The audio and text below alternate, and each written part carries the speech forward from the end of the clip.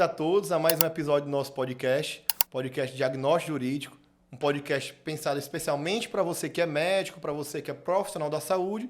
E hoje estamos aqui com um convidado muito especial, Dr. Marden Araújo. Desde já, obrigado, doutor, por ter aceito o nosso convite, estar aqui hoje conversando com o nosso público, trazendo novidades. Dr. Marden, que é médico, urologista, especialista em cirurgias robóticas, é o homem da robótica, pessoal, que está aqui hoje com a gente. Então aproveite esse episódio para você poder aprender muito com o Dr. Marden. Bem-vindo, Dr. Marden. Vou te passar a palavra para você poder se apresentar, falar um pouco da sua formação. Muito obrigado aqui pelo convite para falar um pouco sobre essa especialidade da urologia, que é a cirurgia robótica. É um prazer enorme, João Paulo, estar aqui com você. E hoje, fazer uma apresentação minha aqui. Eu sou formado pela Universidade Federal do Ceará e fiz depois a residência de urologia no Hospital Geral de Fortaleza.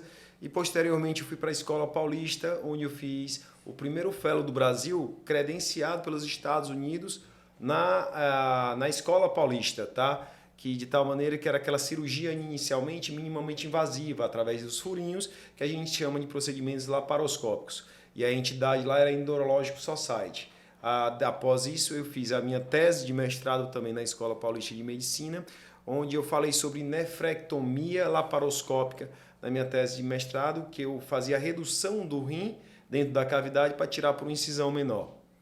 Perfeito. Tu terminou a tua residência em urologia em que ano? A residência em urologia no ano de 2000. E tu fez a tua certificação em robótica?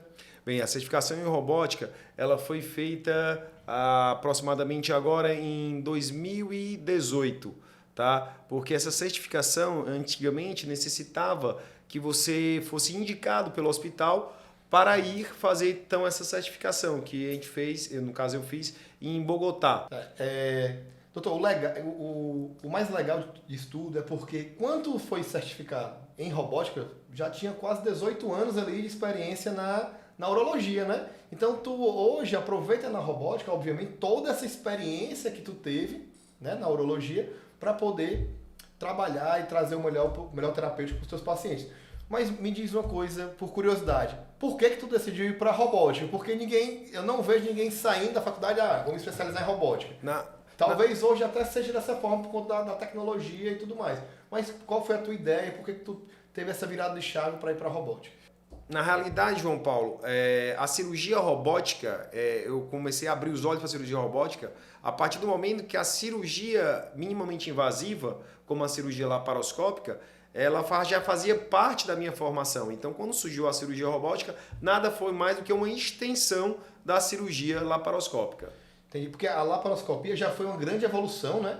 Ou você sair de uma cirurgia aberta, como popularmente é dito, para uma cirurgia com furinhos, né? Então a laparoscopia, quando lançou, ela já é uma grande evolução, né? Que até hoje é muito usual em diversos tipos de procedimentos, não só na urologia, mas na ortopedia também se utiliza muito. Na cirurgia geral. Na cirurgia geral.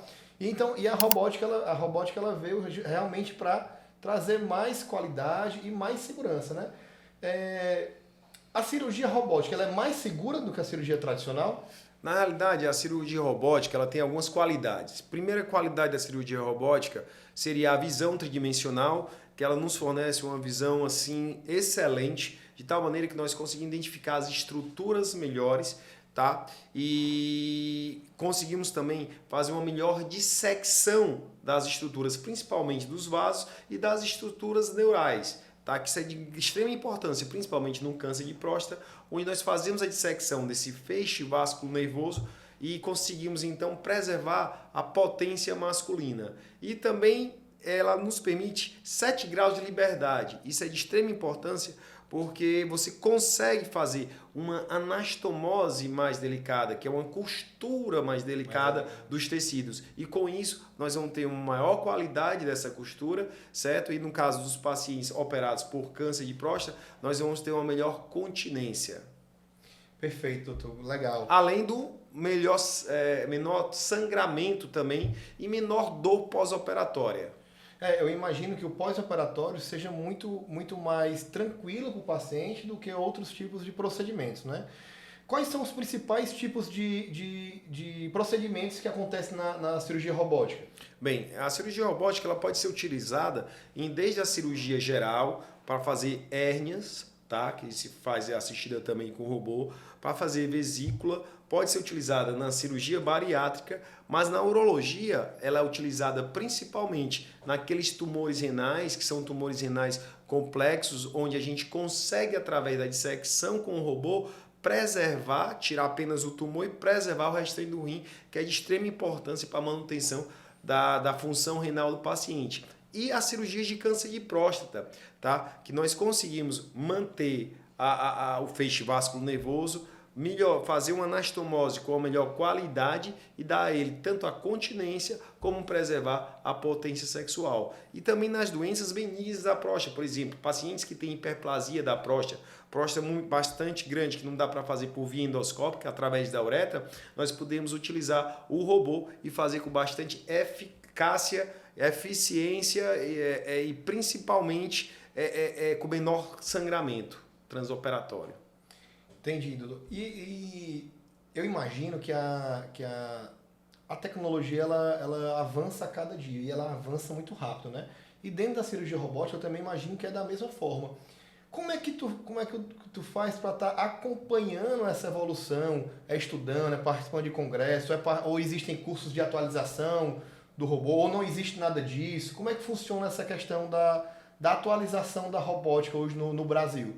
Não, na realidade, hoje as atualizações são principalmente através dos congressos e dos artigos científicos de várias revistas. Tá? Então, são novas técnicas que a gente utiliza através da cirurgia robótica e outras coisas também que nós podemos observar é a evolução das plataformas do robô, certo? Que estão evoluindo cada vez mais e mais. Atualmente, a última plataforma lançada, ela nos permite sentir o feedback tátil das estruturas que as plataformas anteriores não permitiam. Isso é de grande importância na segurança para o procedimento cirúrgico. Entendi. Doutor, como é que funciona realmente assim na prática a cirurgia robótica? Por que ela é tão eficaz? Existe uma câmera que te guia, os braços dos robôs facilitam o procedimento cirúrgico. Qual é o grande, vamos botar assim, suprassumo da cirurgia robótica? Na realidade, a cirurgia robótica ela possui a eficiência por conta da qualidade dos movimentos. O robô ele consegue filtrar o tremor da mão humana de tal maneira que os movimentos são mais delicados, certo? E nós temos menos perda de movimento com o robô. E isso favorece bastante na dissecção das estruturas. Entendi. Então, quando um paciente, imagina, quando ele vai no teu consultório, quando ele te procura, quando ele te busca, ele pode ter a opção de, para o mesmo procedimento cirúrgico, fazer com robô ou fazer com uma outra técnica. E aí tu explica para o paciente quais são as vantagens de cada uma e ele toma ali a decisão dele. Imagina que seja mais ou menos dessa forma que funciona, né? Exatamente. Lógico, hoje em dia eu opero basicamente ou por videolaparoscopia, que é através dos furinhos, ou através da cirurgia robô assistida, que a gente chama. A cirurgia robô assistida, infelizmente, ela não está no rol da ANS, ou seja, ela não é feita pelos planos. Não são obrigados a custear. Exatamente. Né? Então, nós fazemos a parte laparoscópica, no caso do paciente tendo plano de saúde, ele paga apenas o aluguel do robô ao hospital e a parte referente aos honorários médicos tá, da parte robótica, porque a parte laparoscópica, o plano faz o pagamento. O plano faz o pagamento, inclusive da hospedagem, né? Exatamente, da internação hospitalar. Isso. É interessante, Dr. Marden, a gente está conversando sobre isso, porque realmente existe um mito muito grande com a questão da robótica, né? Mas como é que está essa questão hoje? Ela realmente é inacessível? Ou o paciente consegue se organizar, ele consegue ter um acesso a uma cirurgia dessa? Como é que funciona isso hoje? Bem, hoje, como várias plataformas estão sendo compradas em todo o Brasil, está o custo reduzindo. Porque como o robô ele custa hoje em torno de 3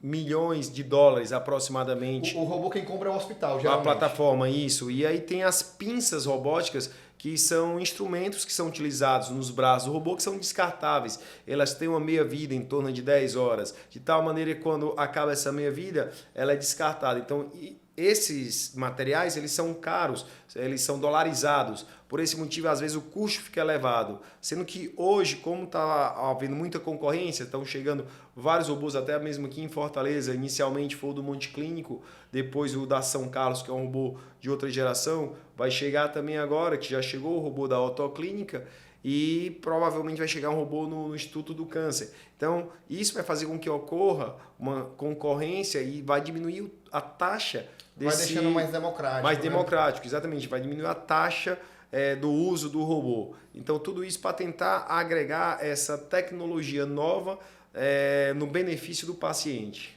Eu imagino quando o paciente está numa situação dessa, passando por alguma doença dessa, e tem uma conversa, e o médico, no caso... explica para ele os benefícios de fazer uma cirurgia robótica e também os benefícios de fazer uma cirurgia por videolaparoscopia, né? É uma palavra difícil de falar, mas vamos falando. E aí, quando ele vai para a robótica, ele talvez tenha num câncer de rim a chance, talvez, de preservar o rim e conseguir tirar só o tumor, ou então num câncer de próstata, de conseguir ali manter a potência dele, a potência masculina. Eu acho que ele vai, obviamente, tender a fazer pela robótica, por essa qualidade, né? Até porque a potência hoje pro homem ela é algo muito importante, certeza, ainda que mexe muito com a masculinidade de todos nós homens, e ele vai tentar fazer esse esforço, né? Eu acredito que existem até programas de financiamento para você fazer esse tipo de procedimento e tudo mais. Mas realmente difere muito da qualidade de uma laparoscopia para uma robótica, assim, nessa questão de tentar preservar o rim. É mais difícil preservar o rim num tumor, por exemplo, numa laparoscopia?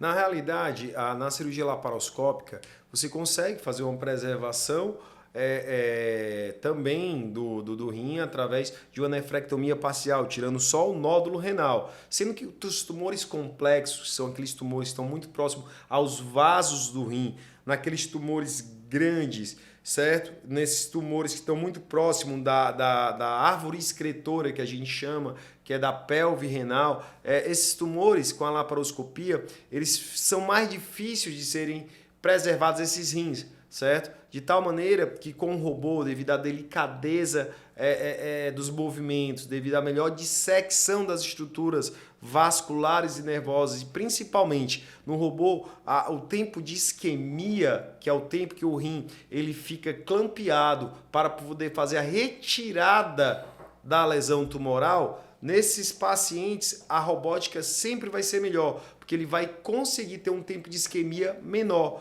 porque a gente consegue dar esses pontos com maior facilidade, fazer a dissecção tumoral e a gente desclampeia então a artéria renal e o rim volta novamente a funcionar mais rápido. E é muito importante esse tempo de isquemia, porque quanto maior esse tempo de isquemia, pior vai ser a função renal do pós-operatório desse paciente naquele rim. O tempo de duração de uma cirurgia robótica para a laparoscópica é muito diferente ou é o mesmo tempo de duração? Qual é o tempo de duração das duas? Não, na realidade isso vai depender bastante da experiência do cirurgião, da quantidade de casos que ele já fez, mas varia também da complexidade de cada cirurgia. Existem cirurgias que, por exemplo, os pacientes já têm cirurgias anteriores, que essas cirurgias elas vão ser um pouco mais demoradas porque tem várias aderências. Já aquelas cirurgias que você tem um tumor de rim menor, um tumor mais esofítico, a gente chama, localizado numa situação mais externa, certo? São cirurgias bem rápidas, porque você faz isso com maior facilidade. Já aqueles tumores renais estão dentro do rim, então vai ter que ter uma dissecção melhor, isso vai ter muito mais tempo, certo? Então vai diferir basicamente isso, o tempo entre as duas cirurgias. Perfeito, doutor. E me conta um pouco como é que é o teu dia a dia. Tu atende em consultório, tu atende pacientes com outros procedimentos, não só de câncer, não só de câncer de próstata, não só de câncer de rim, ou não, o teu foco realmente é isso. Me fala um pouco do teu dia a dia, como é que funciona, se tu atende só em consultório, ou se tu fica mais na parte da robótica. Na realidade, eu atendo no consultório, e no consultório eu faço muita parte de prevenção de câncer de próstata, e nessas prevenções a gente solicita o PSA, faz o toque retal, e quando tem um diagnóstico de câncer de próstata, que é o que a gente falou, vai ser então explicado ao paciente qual a melhor terapia para aquele câncer de próstata.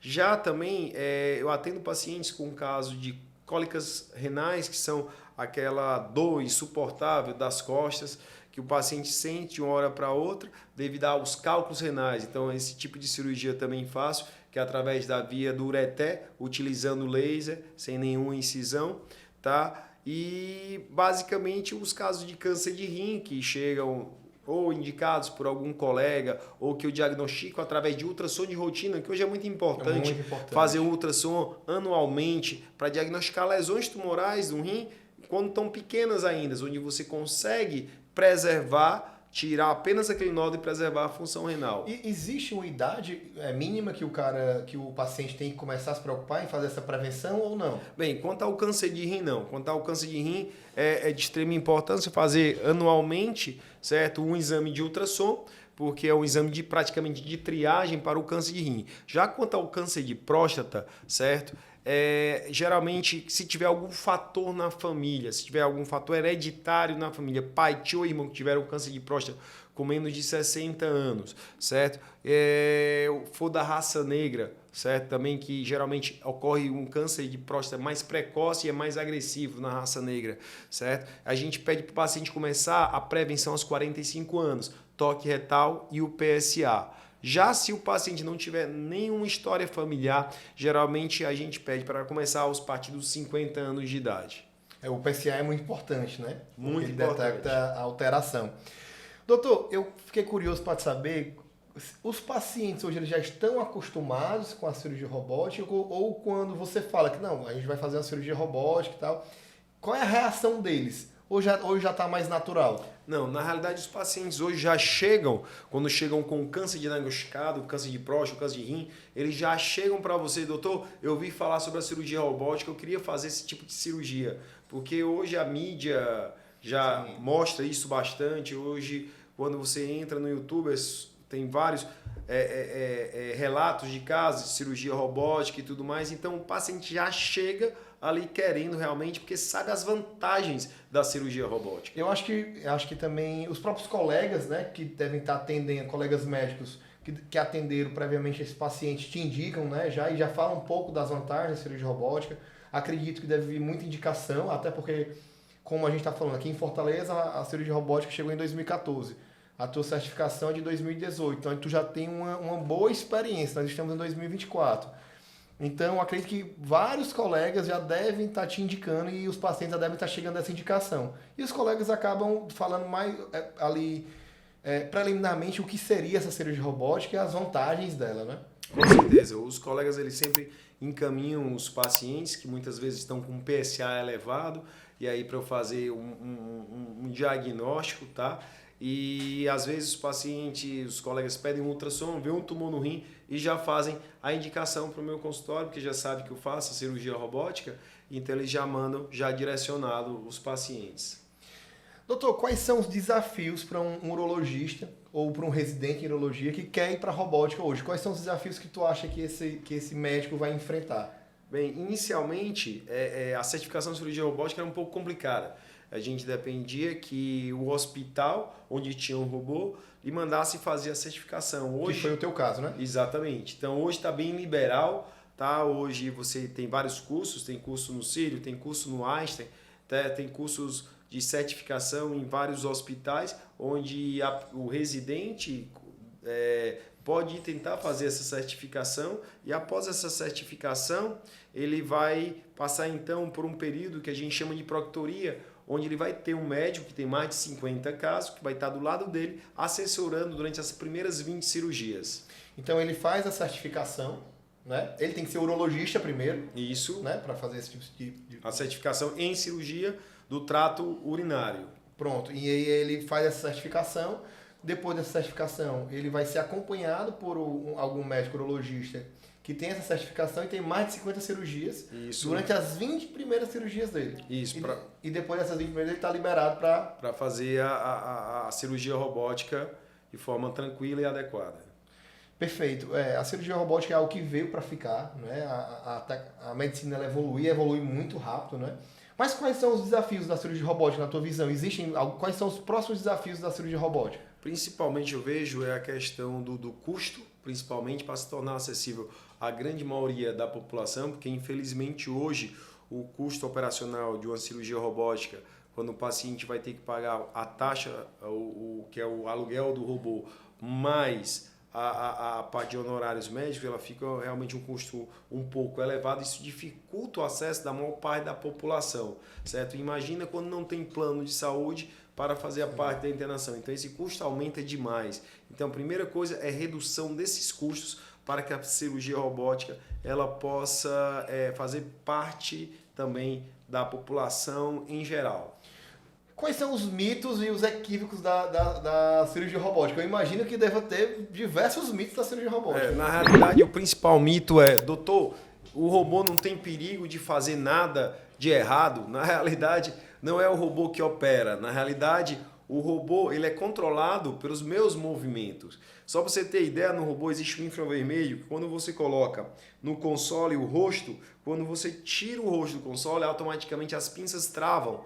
Então ali fica impossibilitado de ter qualquer movimento inadequado. De tal maneira que a segurança é muito grande, certo? E quem faz o controle, que é o principal mito, não é o robô, é o cirurgião que está no console, e esses movimentos que nós fazemos são filtrados e vão dar movimentos mais delicados e mais precisos aos braços robóticos. Então, enquanto está com o rosto ali nesse visor, o robô está funcionando. Que é no console, exatamente. No console. A gente consegue movimentar as pinças. A partir do momento que nós tiramos o rosto, aquilo ali para, exatamente com a finalidade de evitar alguma lesão interna. E no momento da cirurgia ali, que tu está controlando o robô, existe um outro médico cirurgião auxiliar? É necessário ou não é necessário? Com certeza é necessário, às vezes um ou até dois auxiliares, geralmente a gente usa dois auxiliares, para fazer a cirurgia robótica, que fica exatamente, porque quando nós pegamos e iniciamos a cirurgia, primeira coisa a gente vai colocar o gás na barriga do paciente, então eu preciso de um colega para me ajudar a fazer isso. Esse gás serve para quê? Esse gás serve para distender o abdômen, para aumentar o espaço abdominal, para eu poder inserir as pinças e poder trabalhar. E com melhor precisão, porque o espaço é virtual, então quando você coloca o gás, o espaço aumenta e você consegue, então, fazer essa visualização. Aumenta ali teu campo de visão, né? Exatamente. E aí, com esse gás, depois nós colocamos os trocáteres dos robôs, que são as cânulas por onde os braços do robô vão entrar. Que a gente vai chamar, então, agora de docagem. Vamos trazer o robô para perto do paciente e colocar os braços do robô acoplado a essas cânulas. Após isso, vamos colocar, então, as pinças robóticas, que é a tesoura, a bérula, certo? Que a gente chama que é o bipolar, que é exatamente que vai fazer a dissecção das estruturas do robô. E posteriormente, após acoplar tudo isso, o meu auxiliar fica naquela posição com o aspirador para fazer ajudar a aspirar o gás no momento que eu estiver fazendo alguma cauterização e segurando alguma outra estrutura que eu possa necessitar. E eu irei para o console, através do joystick lá do robô, eu irei fazer o controle das pinças lá dentro do paciente. Dessa cirurgia, né? Dr. Marden, eu fico me perguntando também se a cirurgia robótica, aparentemente, ela é muito mais segura do que outros tipos de cirurgias, obviamente. E acredito que as intercorrências nesse tipo de procedimento são muito menores, né? Não acredito que não deva ter tanta intercorrência como em outros procedimentos cirúrgicos que fossem a ser feitos para resolver o mesmo problema.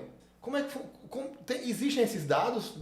Não, na realidade, na cirurgia robótica, você vai ter um sangramento menor, tanto porque a visualização dos vasos é melhor, certo? Como também os equipamentos que nós utilizamos, certo? Para fazer a coagulação, ela é bem mais potente do que o que a gente usa para fazer, no caso da laparoscopia, tá certo? E de tal maneira que ela vai realmente reduzir vários riscos, tanto pela precisão como através da coagulação dos vasos e da melhor visão que ela vai nos dar.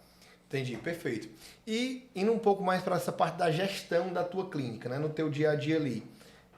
Tu passa, obviamente, todos os riscos do paciente, o que ele vai ser submetido, qual é a terapêutica necessária daquele paciente, qual é o quadro clínico dele. Lá vocês têm o costume de colher os termos de consentimento do paciente. Como é que funciona essa parte da gestão do teu dia a dia da clínica? Bem, realmente quando chega um paciente com câncer de próstata, a primeira coisa é que o paciente está bem abalado.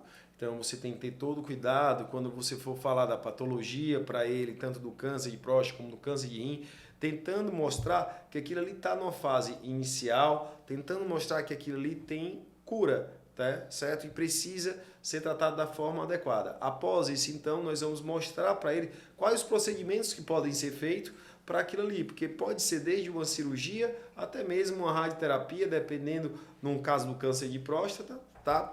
E precisamos então avaliar o paciente como um todo. Após isso, então, a minha secretária, certo? Ela vai passar para o paciente os termos de responsabilidade para que ele possa assinar que vai ser submetido a determinado tipo de procedimento. O câncer de próstata você consegue fazer uma biópsia prévia, né? Cirúrgica, ou não consegue? O câncer de próstata, na realidade, quando você tem uma suspeita, ou pelo PSA elevado, ou através do toque retal, e hoje nós temos uma ressonância nuclear multiparamétrica que nos permite ver o grau de suspeição de alguma lesão que você não consegue detectar num toque, certo? O PSA está elevado e o toque está normal, pede uma ressonância. Então, essa ressonância vai dizer se o paciente tem o PIRADS 1, 2, 3, 4 ou 5. Se o paciente tiver o PIRADS 4 ou 5, que é um alto grau de suspeição, nós vamos então pedir uma biópsia de próstata guiada por ultrassom transretal. E a partir dessa biópsia, do dado histopatológico, que nós vamos saber se realmente é câncer ou não. E aí depois faria os procedimentos, né? Porque eu acredito que quando o câncer já é de rim, a biópsia prévia ela é mais difícil. Pronto, né? Você tocou agora num assunto que é bastante controverso, que seria paciente que apresenta uma lesão tumoral no rim e vai ser submetido a uma biópsia.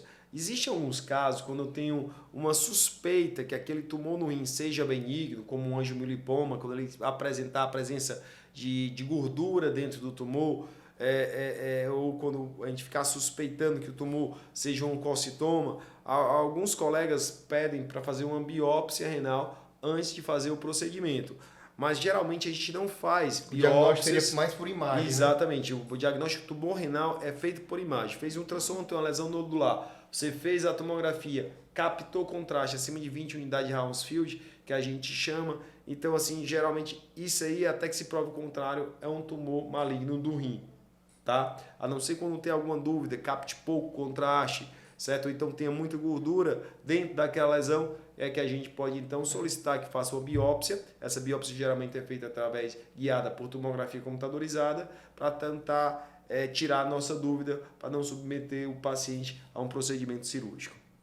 Então existe essa possibilidade de fazer essa biópsia, né?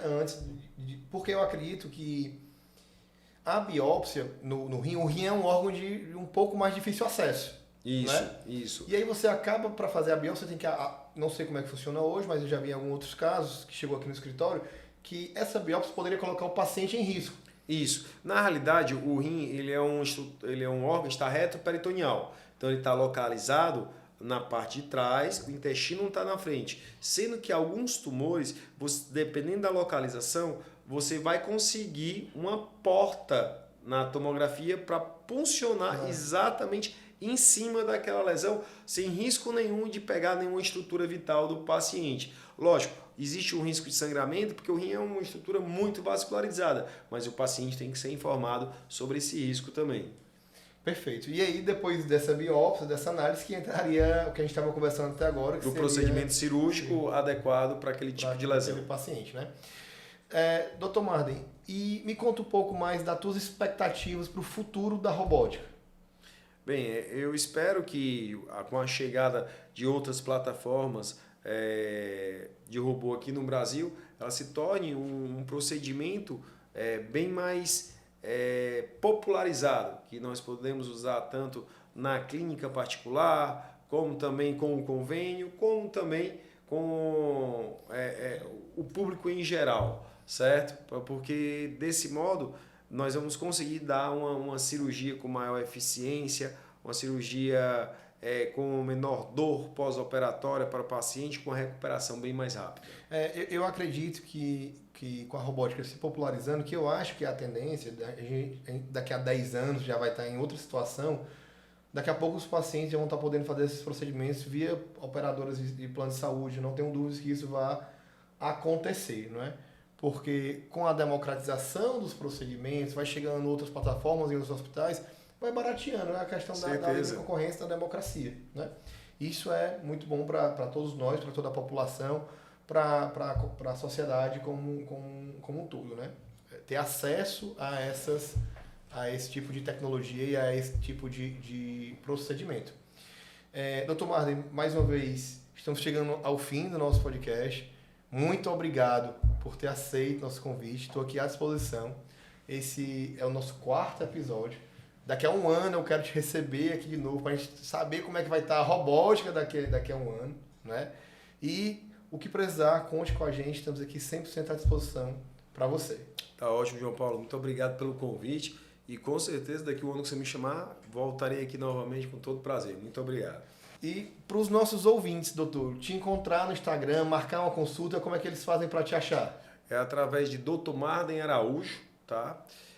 MARDHEN Araújo, tá? Vocês vão me encontrar lá no Instagram. E onde é que fica a tua clínica? Lá no anexo São Carlos, imagem, no 2º andar. O telefone de lá é 98157-3082. Muito bem, doutor. Obrigado. Para você que está nos acompanhando, não deixe de perder os próximos episódios e qualquer dúvida manda para a gente que a gente está aqui para te responder. Até mais, meus amigos.